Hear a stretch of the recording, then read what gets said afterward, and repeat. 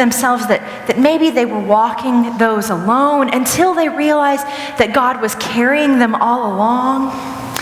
It's a lovely image.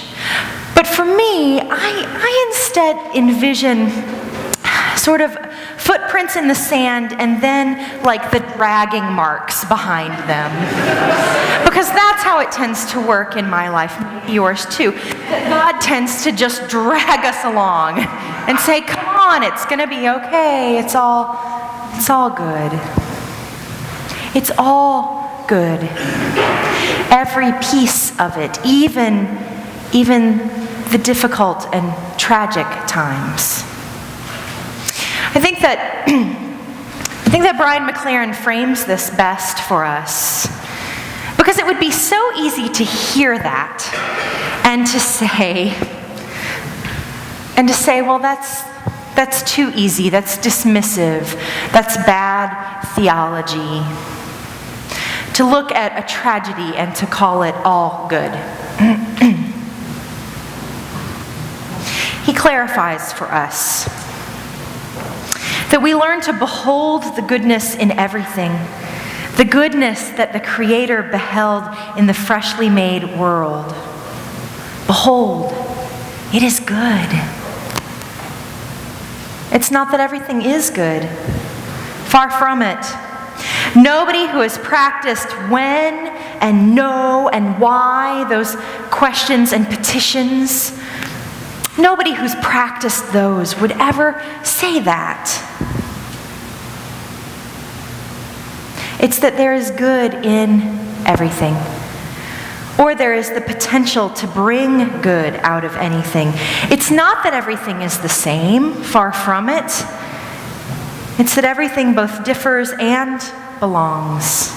Everything can be redeemed. Everything can be forgiven. It's not that everything is relative, with no firm or fixed identity, but that everything is related. So its identity is bound up somehow with the identity of everything else.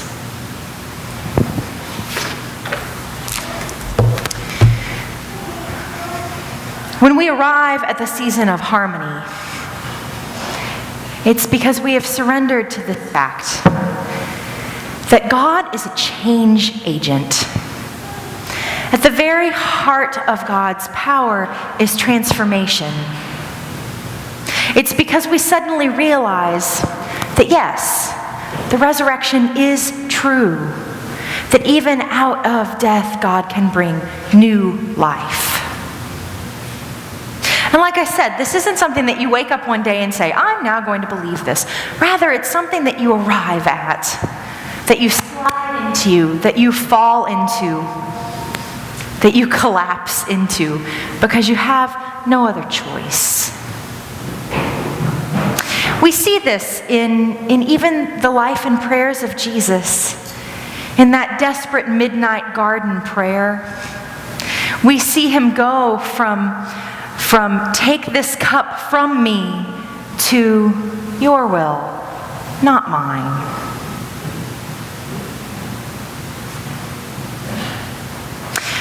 There's a surrendering that happens when we arrive at the season of harmony, a letting go. It is a realization that we, in fact, are not in charge. And in fact, we're not in control of much.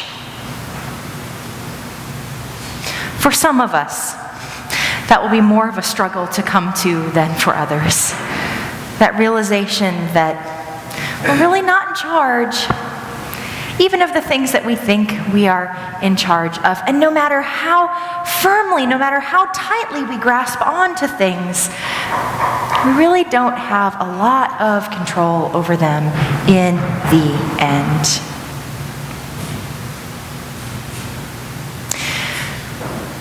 When my mom was dying, there were people who would say to me, it's okay. It's going to be okay. No matter what happens, even if the worst thing happens, it's going to be okay. Those those were usually the people that I wanted to slap, by the way. In my head, those were the people that I wanted to poke them in the eye and say, how can you say it's going to be okay? It's not going to be okay. She's going to die. Not only is she my mom, but she's my best friend, and she tends to be one of my collaborators and colleagues in ministry because of the work that she did as a liturgical artist. It's like, how can you say it's going to be okay? What I didn't realize then, what I had to arrive at, was that they were right. The absolute worst thing that you can imagine will happen. And God will still call it good. Not because it's a good thing that my mother died, because it's not. But believing in God who is a change agent. Believing in a God who is able to take death and transform it into new life. I have experienced the new life, the resurrection that happens after death. Things that never would have happened when my mother was alive, that suddenly now have sprung up all around me.